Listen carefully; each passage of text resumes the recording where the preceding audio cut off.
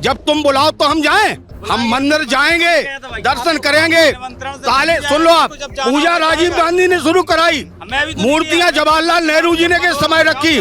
Congress party कभी सनातन धर्म की विरोधी नहीं रही। एक बात बताइए, आप लोग कैसे पुराने दोस्त हैं क्या? बहुत पुराने दोस्त हैं। हमारा शहर का बंदा है, शहर में रहते हैं। अच्छा, हम लोग को ये नहीं है, में भेदभाव नहीं मिलेगा। हम लोग सच्चाई का पता लगाओ, बताओ आपका कौन सा सर्जन है, कौन सा डॉक्टर है आपके पास?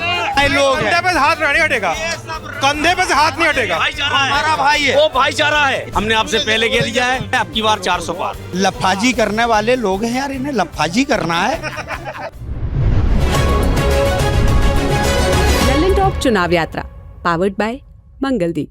प्रार्थना की महक प्रार्थना के बाद भी। प्रार्थना की महक प्रार्थना के बाद भी। सिर्फ भारतीय जनता पार्टी करे, सिर्फ भारतीय जनता पार्टी करे बोर्ड में। और वो नहीं, वो उन्होंने एक्सेप्ट किया, ये एक्सेप्ट किया। और भाई वो खुद बिल्डर वाला बना रहा है। वो जो आदमी लिया है वो खुद कह रहा है, दिया है वो खुद कह रहा है हमने 132 करोड़ रुपए दिए इनको साहब। मोदी को हमने 50 करोड़ दिया, आप मान लोगे? अकाउंट बता रहा है भाई वो तो। और इसी वजह से और एक्चुअली आराम से मैं आपको सही बताऊं ना, उस चीज का आप देखिए असर भी दिख रहा है। पंजाब एक सेकंड रुकिए, सुनिए। ये बीजेपी के समर्थक है, टी शर्ट से लिखा हुआ है। ये आम आदमी पार्टी समर्थक है, इनकी टी शर्ट नहीं पहनी है आज।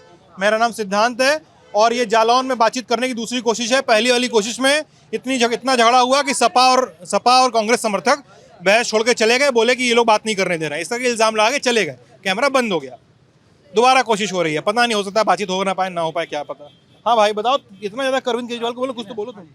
नहीं, हम तो बोल ही रहे थे कि खालिस्तानियों को पैसे लिए उन्होंने और उसका असर भी। अरविंद केजरीवाल? हाँ जी, कैसे पता? भाई वो खुद ही बता रहा है ना। हम ये तो कह रहे हैं मोदी को 50 करोड़ हमने दिया, आप मान जाएंगे? अरे मैं तो नहीं मान जाऊंगा। इलेक्टोरल बॉन्ड में बीप कंपनी का निकला पैसा, आप मानिए? यार आप उनके साथ में देखिए, अरे आप सपोर्ट बताइए, कर रहे इलेक्ट्रल बॉन्ड वाले हैं, बताइए, ठीक है? पहले। हाँ, इलेक्ट्रल बॉन्ड पे इलेक्ट्रल बोर्ड के बारे में मेरे को कोई जानकारी नहीं। अब ये जो कुछ चल रहा है कोर्ट के अंदर मुद्दा है, जब कोर्ट से हो गया खत्म तो सुप्रीम कोर्ट भाई क्या हो गया मुझे नहीं पता, उसके बारे में कोई जानकारी नहीं। पापा का रहा है, फोन पापा का। हाँ, बेरोजगारी पे बोल सकता हूँ मैं, आप चाहे तो इलेक्ट्रल बॉन्ड अभी तो इलेक्ट्रल बॉन्ड अभी नहीं, बेरोजगारी कोई दिक्कत बोली। 2 करोड़ साल की नौकरी देनी थी, 20 करोड़ होने चाहिए थे, दिए?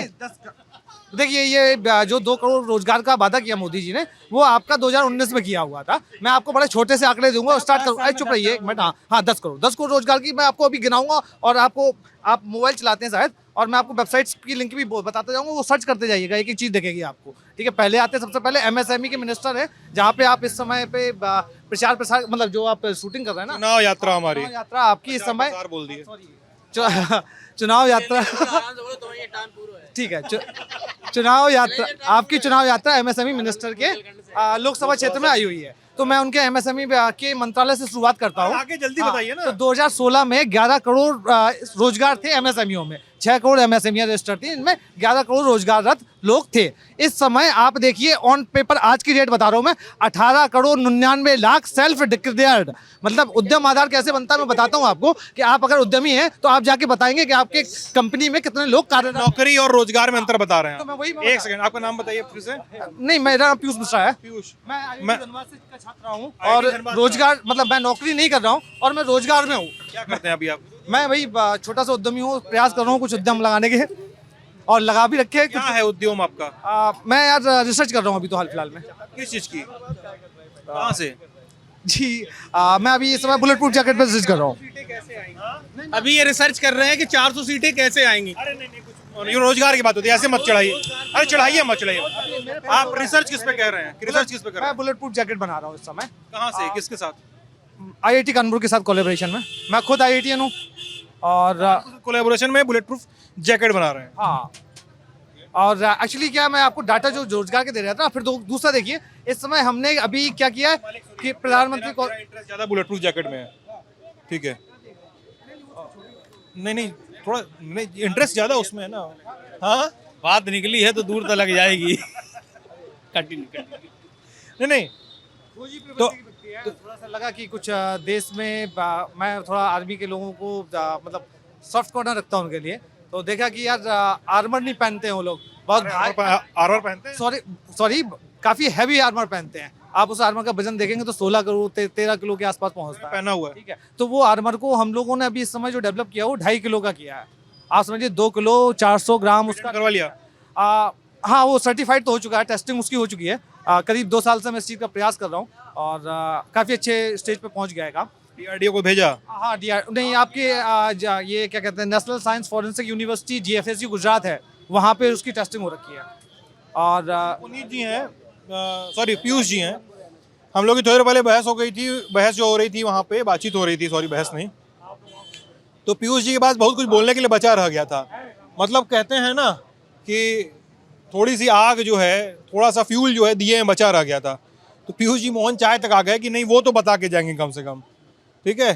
7 सालों भले रोजगार हो गया आपका, भैया बताइए। और 7 सालों में 8 करोड़ रोजगार क्रिएट कर चुकी है MSME अकेले। आप आगे बताइए। अब मैं दूसरे उस पे आता हूँ आपका। PM विश्वकर्मा योजना अभी शुरुआत की। PM विश्वकर्मा योजना के अंतर्गत 18 OBC और SC ऐसी कामगार जाती हैं जिनको हम पुराने समय के इंजीनियर बोलते थे, जो इस समय पे ऑलमोस्ट जॉबलेस हो चुकी है। उन लोगों को दोबारा सशक्त करके, ठीक है, वापस से वित्तीय सहायता विश्वकर्मा योजना हो गई और बनाने का कार्य कर रहे हैं, जिसमें 2 करोड़ रजिस्ट्रेशन अभी तक हो चुके हैं। आज की डेट का बता रहा हूँ मैं आपको। मुद्रा लोन पे आइए आप, 8 करोड़ न्यू एंटरप्रेन्योर को लोन दिए गए।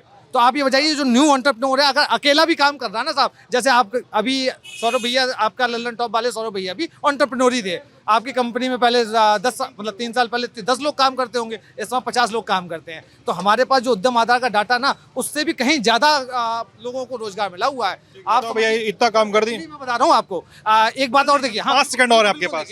कांग्रेस ने 10 साल में 35 लाख करोड़ का लोन बड़े बड़े उद्योगपतियों को दिया, ठीक है, जिसका 11% NPA में चला गया, ठीक है। वहीं 23.5 लाख करोड़ मुद्रा लोन में माननीय मोदी जी ने दिया। किसको दिया? रेहड़ी ठेरी पटरी वालों को, छोटे छोटे व्यक्तियों को, जिनको को पहले लोग बाग सूदखोरी के नाम पे उनको ठगते थे, परेशान करते थे, पुलिस आके परेशान करती थी। उन सबका रजिस्ट्रेशन करके उनको प्रायोरिटी सेक्टर लैंडिंग में लाके 23.5 लाख करोड़ का लोन देने कहाँ का डेटा है? कहाँ का डेटा है? मुद्रा लोन का सर। इसी साल की प्रोग्रेस रिपोर्ट पढ़िए आप, 7 साल की, 2015-16। पढ़ा नहीं है या पढ़ा भी वो ध्यान में होगा। सर मैं आपको रिपोर्ट दूंगा। मैं आपको एक एक चीज जो डाटा में बोल रहा हूँ, इट इज मतलब वेरी मच ऑथेंटिक। मैं आपको एक एक वेबसाइट बताऊंगा, और एक्चुअली जो आपको MSME नहीं अब नहीं, पीयूष बैठिए, आप बैठे ही रहिए, आप खड़े मत होइए प्लीज, ठीक है। नहीं आप नहीं प्लीज, अब बहुत सारे लोग हैं, बताओ भाई, इतना सारा बता गए। देखिए, पहली तो बात ये, भाजपा कह तो रही बहुत कुछ किया, लेकिन वो सिर्फ कागज में किया, फील्ड में कहीं कुछ नहीं होगा। फील्ड पे नहीं होगा, बिल्कुल नहीं होगा। और भैया ने कहा कि क्या नाम है आपका दोस्त? प्रखर वाजपेयी। क्या करते हो दोस्त? मैं आम आदमी पार्टी से प्रदेश उपाध्यक्ष हूँ। ओके, प्रदेश उपाध्यक्ष? हाँ, यूथ विंग से। यूथ विंग से जी। सारे भाजपा के सारे काम ऑन पेपर होंगे, फील्ड में नहीं होंगे। भैया ने जैसे कहा 35 लाख करोड़ रुपए का कर्जा दिया था, सबसे ज्यादा कर्जा माफ अगर किसी ने किया तो वो भारतीय जनता पार्टी ने किया है। जितने बड़े बड़े उद्योगपति अडानी से लेकर अंबानी तक, सारे कर्जा माफ इन्होंने किए। अंबानी ने कर्जा माफ कर दिए? अडानी के कर्जा माफ की, बहुत से उद्योगपतियों के नाम नहीं लेना चाहूंगा, तो ले लो ना यार, याद नहीं आ रहा हल्का सा, लेकिन बहुत से उद्योगपति, याद नहीं आ रहा हल्का सा, बहुत से उद्योगपतियों के नाम नहीं याद नहीं है, लेकिन कर्जा माफ किया उन्होंने। वहाँ कर्जा माफ करते हैं 450 का सिलेंडर 1200 का हो जाता है। 2014 में कह रहे थे किसान की आय हम दोगुनी करेंगे, यहाँ तो आय ही नहीं बची। किसान की आय नहीं बची? कहाँ बची? ओलावृष्टि के बाद तो वो पैसा भी नहीं मिला उनको। ओला का बहुत सारे लोग समस्या उठा रहे हैं। बहुत ज्यादा जिले जा रहे हैं, बहुत ज्यादा समस्या। 5 गांव भी गिनाए जा रहे थे वहाँ जब आप लोग खड़े थे। तो तुम थे वहाँ पे? बिल्कुल मैं खड़ा था, 5 गांव गिनाए गए थे, लेकिन उनकी बात नहीं सुनी गई थी। रही रोजगार वाली बात, भाई सारे पेपर में ही काम हो गया। आज नीट का पेपर भी लीक हो गया भैया, इतनी सिक्योरिटी के बाद भी। वैसे दांव पर लग गया आज। मतलब ये समझ लीजिए कि राजस्थान के अंदर इंग्लिश मीडियम का, जैसे इंग्लिश मीडियम हिंदी मीडियम होता है, तो इंग्लिश मीडियम के बच्चों को हिंदी मीडियम का पेपर मिल गया और हिंदी मीडियम वाले बच्चों को इंग्लिश मीडियम का पेपर दे दिया गया। जब उन्होंने कहा, उसकी शिकायत करी कॉलेज प्रशासन से, तो उन्होंने कहा कि नहीं भाई, जो मिल गया आपको वही आपको देना पड़ेगा। लेकिन NTA का बयान में कोई बता रहा था मुझे कि NTA का बयान आया कि पेपर लीक नहीं हुआ है। लेकिन अभी आप देखिए नेशनल चैनल पे चल रहा है 24 लाख पेपर लीक तो पहले भी होते थे, लेकिन गुंडे और माफियाओं की वजह से उसको जो है जाहिर नहीं हो पाता था। लोगों पता चल जा रहा है तो अच्छी बात है। ये तो कम से कम पता चल रहा है, लोगों को जानकारी तो हो रही है कि पेपर लीक हो रहे हैं। पब्लिक जब जाती है पेपर देने तो उसके बारे में सोचा है? वो जाते हैं वहाँ से वापस आते हैं, पैसा खर्च हो रहा है, उसका क्या करेंगे? पेपर अगर लीक होगा, एक मिनट, अगर जैसे शिक्षा है सबसे देश की जड़ है, अगर शिक्षा को इस तरीके से बर्बाद करेंगे तो क्या होगा? विकसित देश होगा? नरेंद्र मोदी कहते हैं विकसित देश बनाएंगे, ऐसे बनाएंगे विकसित देश? अगर शिक्षा को अगर सही तरीके से मजबूत कर दोगे तो सारी समस्याओं का हल हो जाएगा। आप बताइए, अगर शिक्षा को सही तरीके से मजबूत किया जाएगा, जो स्टूडेंट हैं, तो सारी समस्याओं का अपने आप समाधान हो जाएगा। इसको क्यों अच्छी तरीके से नहीं लेते हैं? अभी देखिए, मैं आपको बताना चाहता हूँ कि देखिए, पता होंगे लग रहा है मुझे, आप जितनी भूमिका के साथ आए हैं ना, मैं आपको बताना चाहता हूँ, मुझे समझ में तो आ गया, आ रहा हूँ। मैं बताना चाहता हूँ, मैं भारतीय जनता पार्टी का पूर्व का जिला महामंत्री हूँ। आपको एक बता दें कि चाहे वो केंद्र की सरकार हो मोदी जी के नेतृत्व में या उत्तर प्रदेश में योगी जी के नेतृत्व में, ये शिक्षा के क्षेत्र में एक गुणवत्ता लाने का प्रयास किया जा रहा है। और कैसे कैसे किया जा रहा है? ऐसे किया जा रहा है कि अभी तक जो शिक्षा माफिया हुआ करते थे, जैसे कौन? अब वो आप जाइए, आप पूर्वांचल में सबको आपको पता है। जिले जालौन के शिक्षा माफिया भाजपा में शामिल हो गए। उनको कड़ी से कड़ी सजा भी देने का प्रावधान हो गया है।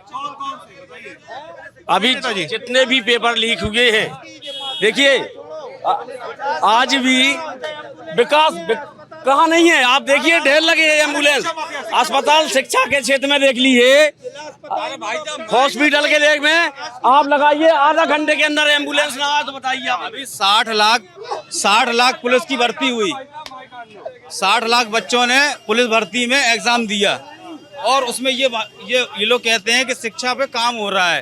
तो जो पेपर लीक हो गया, 60 लाख बच्चों का भविष्य दांव पर लग गया। उन शिक्षा माफियाओं पे कितनों पे बुलडोजर चले और कितने लोग जेल गए, ये हमारे भारतीय जनता पार्टी के कार्यकर्ता बैठे हैं, बता दें जरा। ऐसा है भाई साहब, हम देखो, हम गांव के रहने वाले आदमी हैं, हम सही बता रहे हैं। हमें हमारे कौन सा पड़े आपका? गांव कौन सा पड़ेगा आपका? गांव पड़ेगा हमारा अरनारी। और हम बता रहे हैं भाई साहब, हमारे पिताजी को साल में 6,000 रुपया किसान सम्मान निधि मिलता है, ठीक है। हमारे मकान मिलो, हमें 3.5 लाख रुपया मकान के मिले, ठीक, वहाँ से हमारा मकान बनो। 20,000 रुपया हमें शौचालय के मिले, वहाँ से हमारा शौचालय मिलो। अब भाई साहब आप बताओ, हम क्या कह दें मोदी को, हम कैसे वोट ना दें? हम तो जा कह रहे हैं, हम मोदी कब खराब व्यवहार हो, हम क्या वोट ना दें भाई साहब? मोदी का खराब व्यवहार हो भाई साहब। हमें घर चला रहा, मतलब घर चला रहे हैं। महीना में 2 बार राशन दे रहे हो, महीना में 2 बार राशन दे रहे हो, और फ्री में राशन दे रहे हो। अब ऐसे क्या बताएं, हमें मिल गो भाई साहब, मोदी ने दे दो, हमने ले लो, हमारा मकान मिल गो, हम रहने लगे मकान में भाई, छत मिली हमें। भाई ये कह रहे हैं सारी योजनाओं का लाभ एक ही साथ इनको कैसे मिल गया? भाई एक ही योजनाओं का लाभ तो मिल सकता है ना भाई। 2.5 लाख मकान के लिए मिल गया तो उसमें सारी चीजें होंगी। उसमें कह रहे हैं 20,000 हमने टॉयलेट का अलग से ले लिया। भाई वो कैसे 2 योजनाओं का लाभ इनको एक साथ कैसे मिल गया? गरीब अगर है, सफेद राशन कार्ड है अगर, तो हर योजना का लाभ वो ले सकता है, हमको ऐसा पता हुआ है। प्रोविजन था, आप 3.5 लाख बता रहे हैं, 2.5 लाख का प्रोविजन है उसमें। आप शौचालय में 20,000 रुपए इनको कैसे मिला, जबकि 12,000 रुपए आता है, इन्हें 20,000 कैसे मिला? भाई साहब ये लोग बोले शौचालय का 20,000 कैसे मिला, 12,000 आता है। भाई साहब 20,000 रुपए आते थे, सुनो 12,000 बाद में भाई, पहले 20,000 आते थे, हमारे तभी को बनो।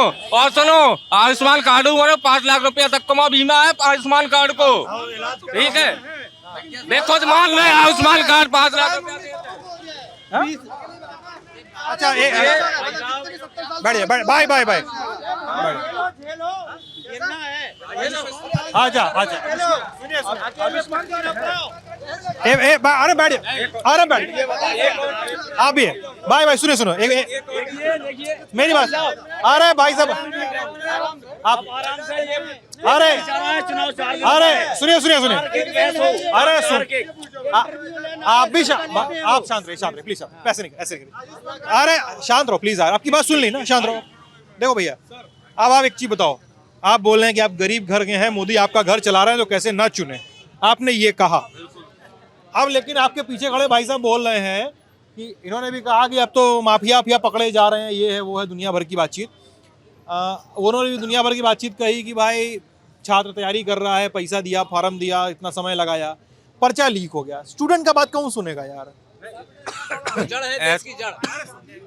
है तो भाई साहब, स्टूडेंट की बात अगर आप कर रहे हैं कि जैसे नकल पकड़ी गई या कुछ भी पकड़ा गया, तो आप मतलब किसी को बुरा न लगे, पहले एक रेशियो आता था बलात्कार का, मैं कंपेयर करूंगा, बोलो यार, रुक जाओ। पहले गुंडाई और बलात्कारी के केस लिखे नहीं जाते थे भाई साहब, कम से कम आज की डेट में केस लिखे जाते हैं। भाई इधर हट जाओ ना, पीछे आ जाओ मेरे। जो बलात्कार के केस लिखे नहीं जाते थे, ये बोल रहे हो आप? में लिखे जाते हैं।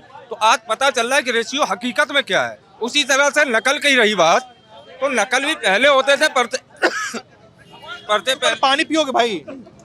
गुटखा सरक गया तुमको, पहले गुटखा सरक गया तुमको। सरक गया इनका, गुटखा ही नहीं, इनका मुद्दा भी सरक गया है। बात शिक्षा की हो रही है, बलात्कार पे पहुंच गए। जबकि अभी अगर गिनती कराई जाए तो सैकड़ों बलात्कारी गिनवा दिए जाएंगे, लेकिन मैं भी चाहता हूं कि शिक्षा पे बात हो। अभी भाई साहब ऐसा है, 68,500 और 69,000 दो शिक्षक भर्तियां उत्तर प्रदेश सरकार, यही डबल इंजन की सरकार दो भर्तियां शिक्षक की दे चुकी है। पुलिस की भर्ती अभी पेपर हुआ था। पूछिए कि सतपाल मलिक जो इनके गवर्नर रहे हैं पार्टी में, उन्होंने इतने गंभीर आरोप लगाए हैं बालाकोट हमले को लेकर, सारे हमले को, लेकर सॉरी। क्या माननीय प्रधानमंत्री जी, अमित शाह जी, भारतीय जनता पार्टी आज दिन तक इतने गंभीर इशू का कोई जवाब दे पाई?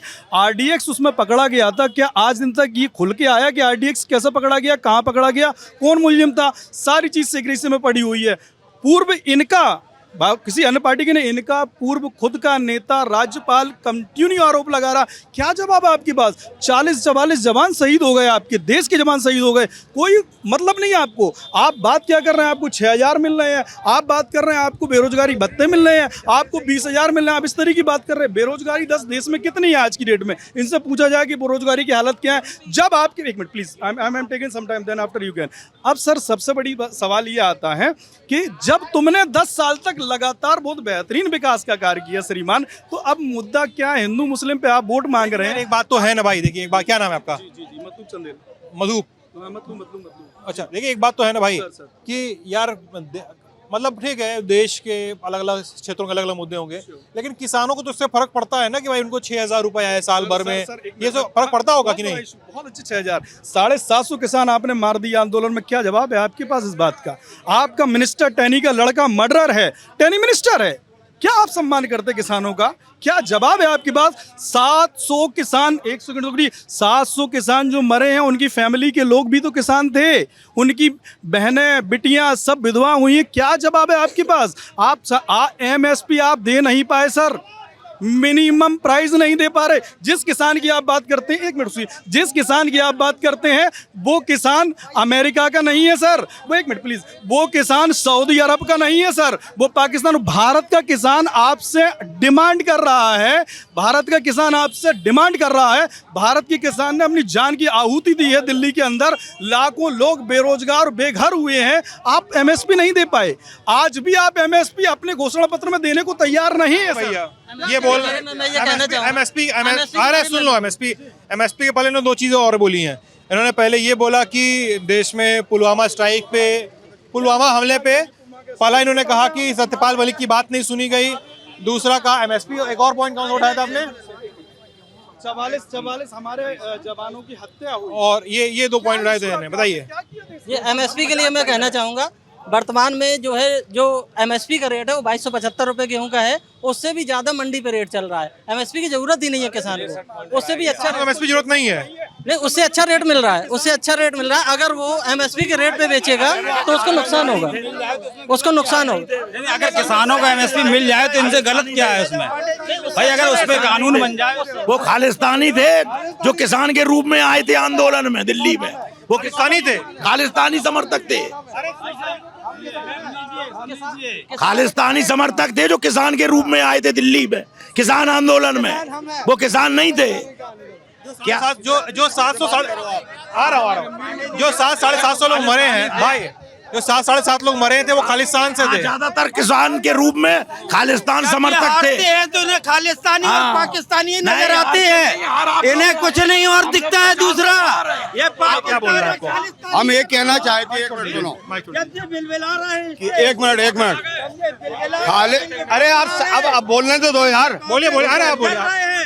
खालिस्तान भाई साहब सुनिए भाई साहब, अरे ऐसे मत करिए, अरे ऐसे ये नहीं, ये काम जवाब हम भी दे देंगे। अरे आप भी अच्छा सुनिए, अरे सुनिए तो भाई साहब ऐसा है ना आप वहाँ वाली बहस में भी ऐसे ही चिल्ला के माहौल खराब किए थे, तो मत करिए यहाँ पे भी। हमसे बात कराइए ना। बोलिए बोलिए। देखिए, जब भी चुनाव आता है, खालिस्तान, पाकिस्तान, ये वो सब, क्या मोहम्मद हिंदुस्तान का नागरिक नहीं है? क्या देश की आज़ादी में मुसलमानों का कोई रोल नहीं रहा? अगर फांसी के तख्ते पर हिंदू चढ़ा है तो मुसलमान भी चढ़ा है। आज़ादी की लड़ाई में जिसने माफ़ी मांगी उनको वो खुदा कहते हैं भाजपा वाले, और जिसने संघर्ष किया फांसी की बेदी पे चढ़ गए उनको वो कुछ नहीं मानते। सावरकर को बोलना है? नहीं, हम किसी व्यक्ति के नाम नहीं बोल रहे, आप स्वयं जानते हैं। और दूसरी बात सुन लीजिए आप, इसके बाद देश के चुनाव की बात है। चुनाव में बेरोजगारी सबसे बड़ा मुद्दा है। आप जिस खाद्यान्न को बांट रहे हैं, भूखों की उसकी जरूरत है, तमाम लोग उसका फायदा ले रहे हैं। किसानों के लिए जो बात MSP की हो रही है, जब भारत का किसान आंदोलन कर रहा है तो क्यों कर रहा है? ठीक है सर, केवल इसलिए कि वो खालिस्तान की बात करते हैं। जो आंदोलन करे, जो भारतीय जनता पार्टी के विरोध में खड़ा हो जाए, वो पाकिस्तानी है, देशद्रोही है, खालिस्तानी है? नहीं, हर बात मुद्दों पे की जाती है। अच्छा सर, मुझे एक बात बताइए, आपका नाम क्या है? राजीव नारायण मिश्रा।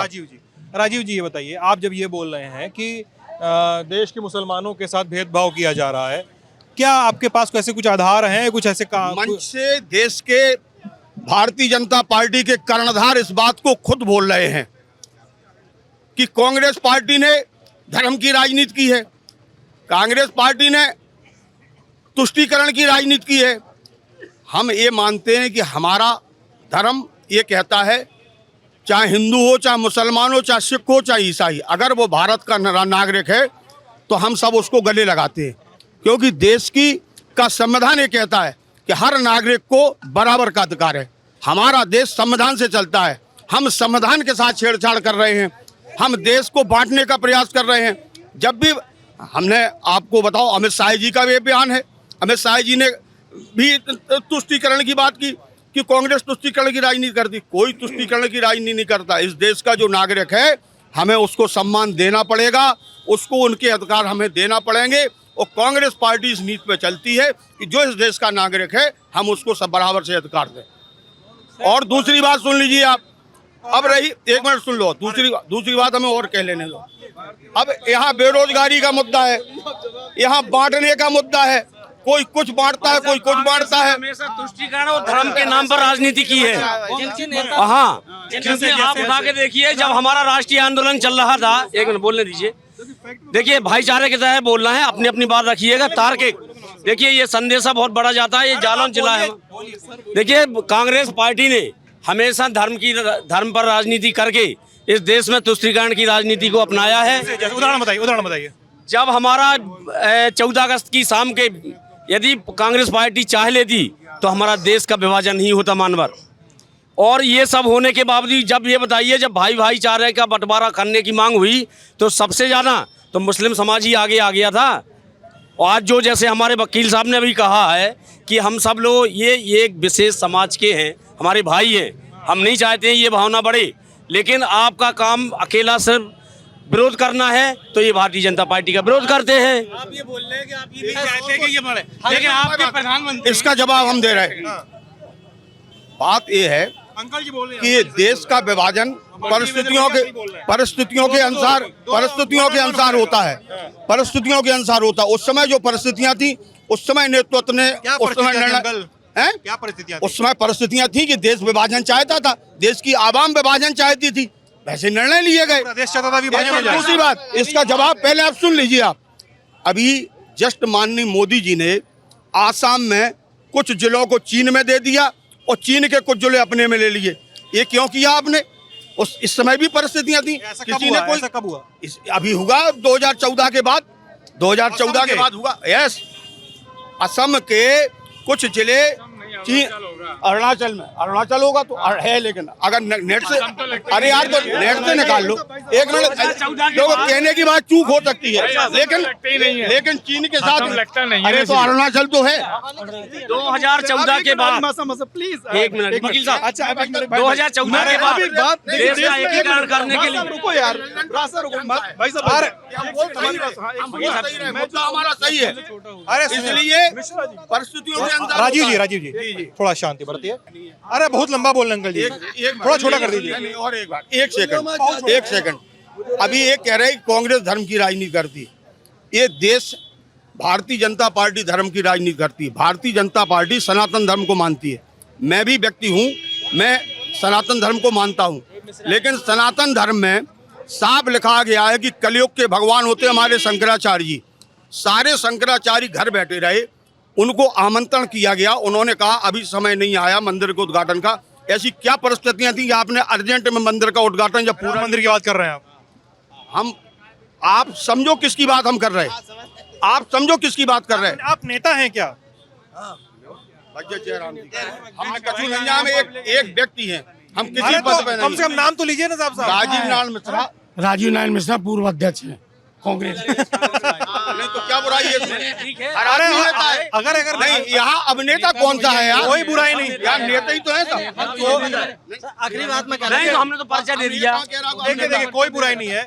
आपका नेता राजीव जी, आपके पूरे नेताओं में कोई बुराई भी हूँ। अरे ना तो राजीव जी आपके नेताओं में कोई बुराई नहीं है, एक्सेप्ट तो कर लीजिए बस। अरे यार, जिन जैसे कह रहे हैं अंकल जी कि उनको निमंत्रण नहीं दिया गया, वो शंकराचार्य जो लोग थे नहीं गए। वो लोग जिनको निमंत्रण दिया गया वो लोग कौन सा चले गए थे? सब जैसे अखिलेश यादव क्या चले गए? कांग्रेस पार्टी का कोई चला गया था राम मंदिर में निमंत्रण दिया गया? कोई नहीं है। वहाँ पे सॉरी वहाँ पे तो उनको जाना चाहिए था ना। वहाँ तो भगवान का निमंत्रण किया था, भगवान के दरबार से आया हुआ था। ये बोल सर, उसमें बीजेपी पार्टी की तरफ से वो निमंत्रण नहीं था। ये बताइए, नहीं ये बताइए राजीव जी, ये बताइए, ये बोल रहे हैं कि अगर शंकराचार्य हल्ला नहीं भाई, हल्ला। अरे आप ये हर जगह लड़ाई करवाते हैं। 4 दिन का चुनाव है, कोई बात नहीं, लड़ाई मत करो, एक अच्छी तरह से बात करो, चिल्लाना हम लोग। ये बताइए, ये कह रहे हैं कि शंकराचार्य नहीं गए, लेकिन ये कह रहे हैं कि जब इनको निमंत्रण दिया गया अखिलेश यादव को और राहुल गांधी को, वो राम मंदिर क्यों नहीं गए? वो ये बोल दे दूंगा, मैं जवाब दे दूंगा। माननी नहीं, एक मिनट सुनो। राम जी हमारे ये नहीं कहते कि आप मंदिर में जब पार्टी के वरिष्ठ नेता बुलाएं, भारतीय जनता पार्टी के। एक मिनट सुन लो आप। आप बोलने दीजिए, आप बोलिए, मैं तो आपके बीच में नहीं बोला हूँ। आप बोलिए। जब भारतीय जनता पार्टी के मठाधीश ये कहे कि मैं उद्घाटन कर रहा हूँ, आप आइए। हम राम से पूरी आस्था रखते हैं। मैं कहता हूँ, मैं सनातन धर्म को मानता हूँ, और इस हिंदुस्तान में प्रत्येक व्यक्ति को ये अधिकार है कि आप वो अपने धर्म का सम्मान है। हर धर्म का, इस्लाम भी धर्म है। कौन कहता है इस बात को कि आपस में मारकाट करिए? हमारा धर्म ये कहता है आपस में भाईचारे के साथ रहो, और गंगा जमुनी सरस्वती ही इस देश के विकास को आगे बढ़ा सकती है, इस देश की एकता अखंडता को।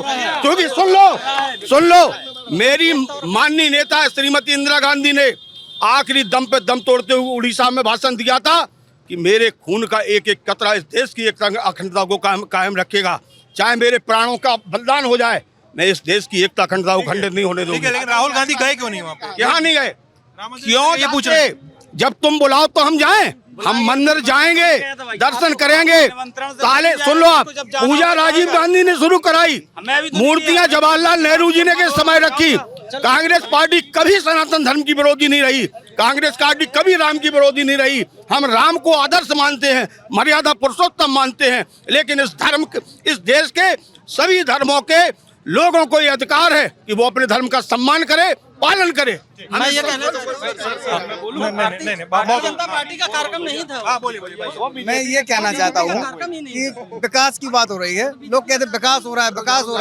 अगर देश इतना ही विकास कर रहा है तो लोगों को 5 किलो राशन के लिए मजबूर होकर क्यों लाइन में लगना पड़ रहा है? और लाइन में लग रहे हैं तो देश कहाँ विकास कर रहा है?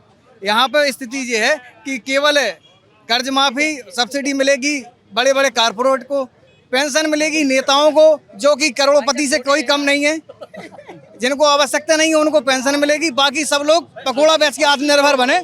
बाकी और लोगों को आप राशन दे रहे हैं तो फिर देश के लोग अगर राशन पे निर्भर हैं, 5 किलो राशन पे पलते हैं। 80 करोड़ लोगों को मोदी जी, प्रधानमंत्री जी हमारे कहते हैं कि हम 80 करोड़ लोगों को, गरीब लोगों को राशन दे रहे हैं, और आगे भी देते रहेंगे। तो ये पॉसिबल है इस देश के अंदर कि 80 करोड़ लोगों को गरीबी रेखा के नीचे जीवन यापन कर रहे हैं? प्रधानमंत्री है, उनको लगा पॉसिबल है तो ही दे रहे होंगे ना। कैसे हाउ कैन दिस पॉसिबल? मतलब ये क्या है? मैं आपसे कहना चाहता हूँ, जैसे भैया कह रहे हैं कि राशन बंद कर दिया जाए, राशन दे रहे हैं, राशन से वोट दे रहे हैं, तो आरक्षण भी तो 10 साल के लिए आया था। जो सरकार आती गई वो 5 साल 10 साल करके बढ़ाते गए आरक्षण। खत्म क्यों नहीं किया? आप बिल लेके क्यों नहीं आए 10 साल सत्ता में? आरक्षण खत्म नहीं किया जा सकता है, और वो ऐसा सिस्टम बन गया है। 10% दिया ना, तो हमारे कमजोर लोगों के लिए एक सुविधा है, और जो कि हमारी सरकार चाहती है। मोदी जी के नेतृत्व में सरकार ये चाहती है कि आरक्षण बना रहे, उसमें कोई कमेंटबाजी नहीं है। अभी हमारे मोहन भागवत जी ने आके कहा है कि आरक्षण से कोई भी छेड़छाड़ नहीं की जाएगी। दूसरी बात मैं आपसे कह देता हूँ, अभी 1% दिया है सरकार ने, जनरल ओबीसी वगैरह को 10% वाला बोल रहे हैं। 10% दिया गया है जनरल। हाँ, दूसरा मैं आपसे पूछ देता हूँ, आप बड़े गरीबों के हितैषी हैं, 80 करोड़ लोगों को राशन दे रहे हैं, आप बताओ। एक मुद्दा और उठाना चाहेंगे अरे भैया, अरे एक सेकंड, अभी भाई, अभी जिसको तो बोलना है उधर क्या जाए, धर्म का वोट, जिसको बोलना है उधर क्या जाए। सुनिए, अरे अभी आपको पता नहीं मैं क्या करने जा रहा हूँ। अभी सुनिए, मैं अभी सुनिए इस पूरे, अरे सुनिए, अभी सुनिए, इस पूरी बहस में सबसे जरूरी आदमी आ गया है, ठीक है? अरे बेरोजगार से बोल दीजिए गाड़ी लगा ले, आ जाए आराम से।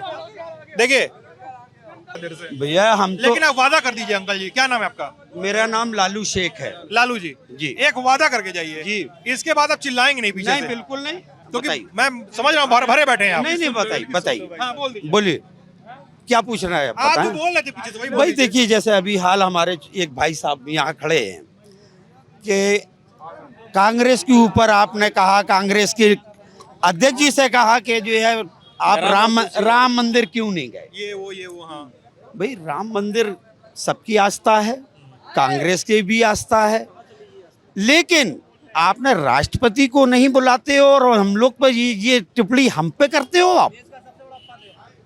जरा हम पूछ सकते हैं कि उनसे भी तो दर्शन करने गई थी ना? अरे आप उस वक्त बताओ जिस वक्त मोदी जी बैठे थे मंच पे। नहीं, आप ये बात जान लीजिए। हाँ, बताइए। अब एक मिनट, देश का जो प्रधान होता है, जो 2 प्रकार का होता है, एक वास्तविक होता है, एक संवैधानिक होता है।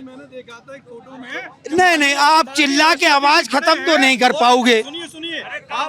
सुनो भाई, देखिए, सुनो, जो हमारे देश का प्रधान होता है, हाँ, वो नाम मात्र का और वास्तविक होता है। जो वास्तविक होता है वो पूरी शक्तियां प्रधानमंत्री में निहित होती हैं। कंधे पे हाथ रख के लड़ाई कर रहा है।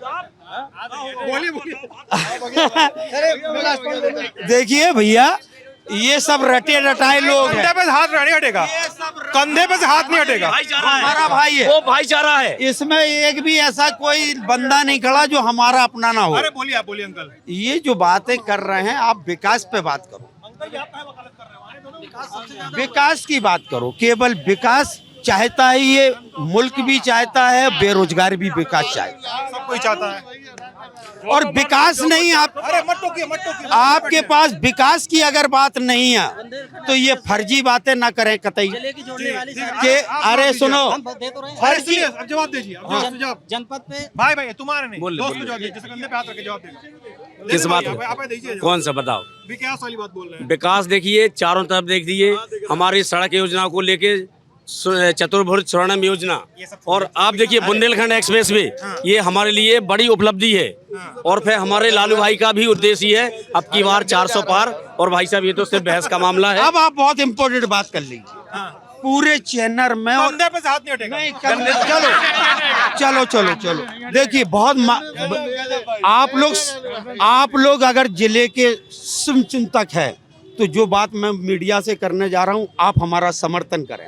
अगर यदि वो समर्थन लायक नहीं है तो फिर मेरा बात या मेरा समाचार कट करेंगे। आपकी सारी बात सुनिए, कंधे पे से कंधे पे आपकी बात सारी तो सुन लो, एक मिनट बारीकी से। आपकी सारी बात सुनूंगा, कंधे पे से हाथ नहीं। हाँ, नहीं हटेगा। अब सबसे इम्पोर्टेंट बात, भाई साहब, इस जनपद में इतनी तकलीफ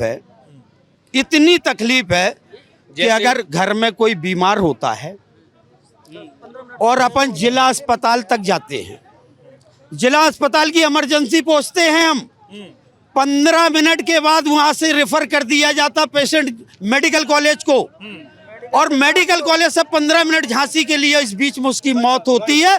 पता लगाए आप सच्चाई को, सच्चाई का पता लगाओ।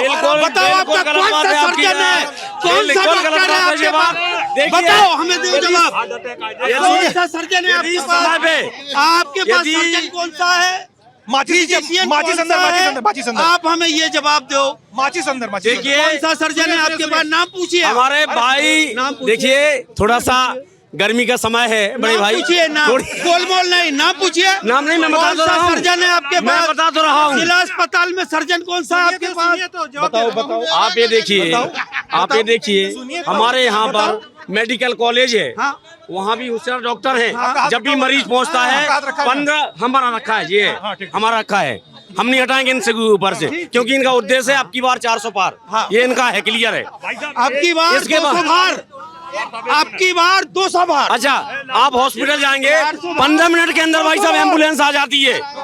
मरीज को यदि रेफर किया गया है और आपने अपने मोबाइल से नंबर मिलाया है तो 15 मिनट के अंदर एम्बुलेंस की सुविधा है और उसको रेफर कर दिया जाता है। नहीं है, अच्छा सुनिए, अरे ये तुम्हारी देन नहीं है, ये अखिलेश जी दे गए हैं, ये तुम्हारी देन नहीं है। सुनिए सुनिए, देन भी नहीं है, डॉक्टर नहीं है तुम्हारे पास, डॉक्टर नहीं है, डॉक्टर उसको हमने और आगे बढ़ाया है। सर्जन का नाम बताओ, फिजिशियन का नाम बताओ। गले में हाथ डाला है वो रहेगा। Bye bye bye bye bye. एक अरे अरे अरे सुन तो लीजिए, सुनिए सुनिए। अरे ठीक है, अच्छी बात है, अच्छी बात है। अरे गांव चले जाना, 10 सेकंड बाद चले जाना, तुम रुक जाओ।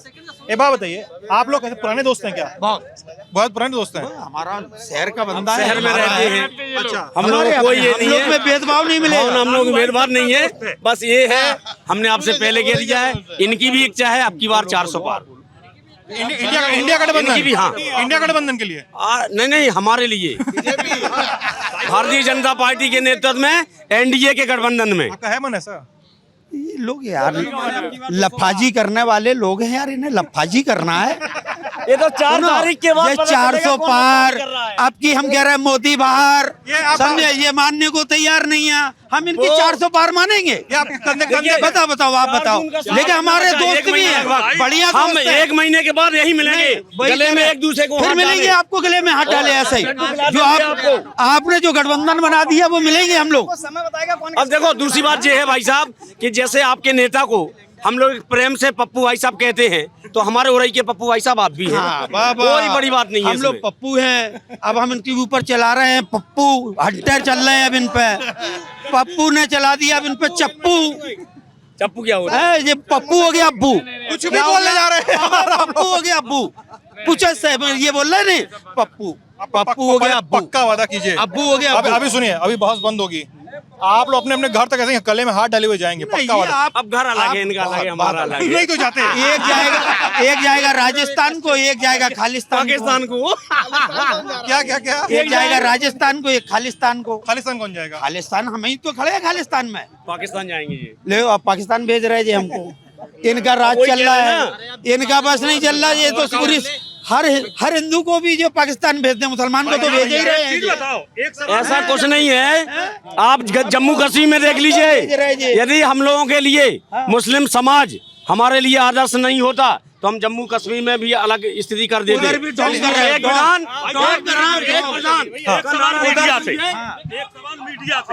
एक सवाल मीडिया। अरे ठीक है, अब और एक सवाल मीडिया।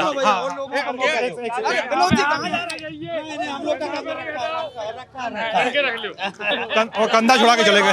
एक सवाल मीडिया से। क्या नाम है आपका? धर्मेंद्र सिंह गिल्लू भटारी। मीडिया से सवाल ये है कि 400 पार होनी है कि 500 पार होनी है, क्योंकि वोट ऑफ परसेंटेज महाराष्ट्र में 10% बढ़ाया गया, जो वोट गिरा इस पे कोई मीडिया कुछ दिखाई नहीं रही। ये वोट जो बढ़ रहा, जो गिरा कुछ है, बताया कुछ जा रहा चुनाव आयोग द्वारा, ये इलेक्शन कमीशन 11 दिन के बाद, तो ये कहाँ जा रहा है, किसको? आपका सवाल समझ में नहीं आ रहा है। सवाल में ये है जो वोट ऑफ परसेंटेज जो चुनाव आयोग ने बढ़ाया है गिरने के बाद 11 दिन बाद जो उसका दिया है, जैसे यहाँ 600 वोट गिरा है, यहाँ 650 बताए गए,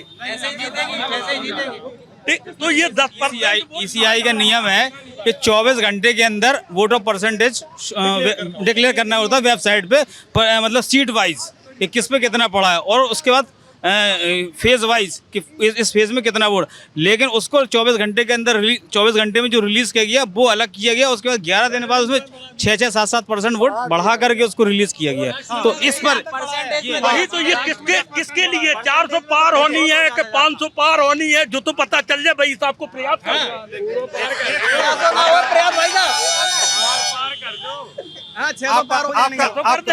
आपका मतलब आपका ये आरोप है कि कहीं ना कहीं वोटों को लेकर गड़बड़ी की जा रही है, ये कह रहे हैं आप? की नहीं जा रही, गड़बड़ी हो रही है। निश्चित चुनाव आयोग निष्पक्ष है ही नहीं, बिल्कुल निष्पक्ष नहीं है। हमारा आरोप किसी पार्टी पे नहीं है, हमारा आरोप चुनाव आयोग पे है जो निष्पक्ष नहीं है।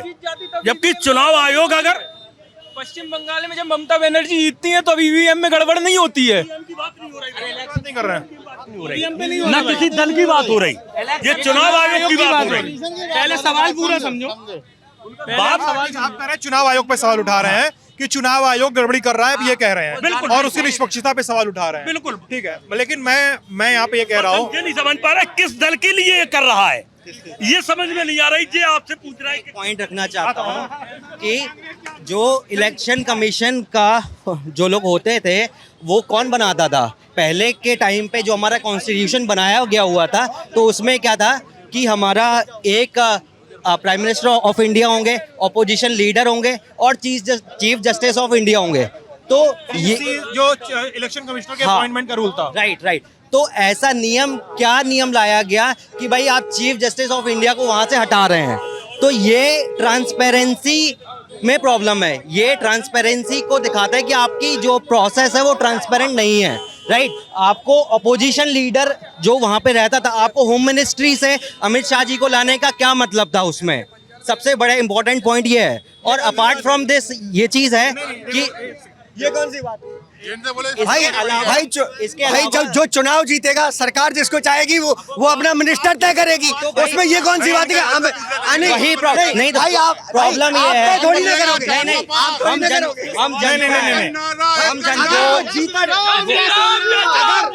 अगर वो जीते सर, वो अगर जीते ना हो, इनका कंसर्न 400 पार, इनका सवाल अलग है। हाँ, ये बोले चलिए इस बातचीत को बंद करते हैं। बहुत बहुत शुक्रिया।